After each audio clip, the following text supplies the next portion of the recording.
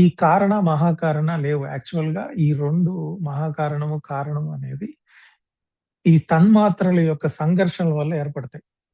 So, ఆ level నుంచి విజ్ఞానమయ కోశంకెళ్తుంది. విజ్ఞానమయ కోశం నుంచి ఆనందమయ కోశంకి సాంఖ్యశాస్త్ర పకంగా ఒక్కొక్క స్థితిని మనం అనుభవిస్తూ ఉంటాం. ఇప్పుడు పంచభూతాలు అంటాం బాడీలో.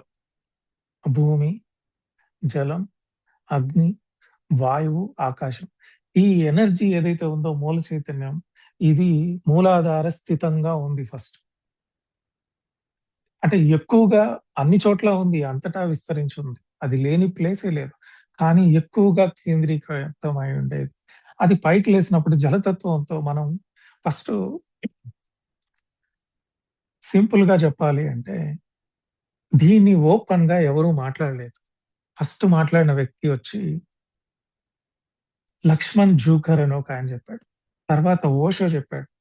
తర్వాత సీక్రెట్‌గా అంతా బుక్స్‌లో రాసారు కానీ, ఎవరు దాన్ని ఎక్స్‌ప్రెస్ చేయలేరు. ఎలా ఉంటుందంటే, సంభోగం అంటారు దాన్ని.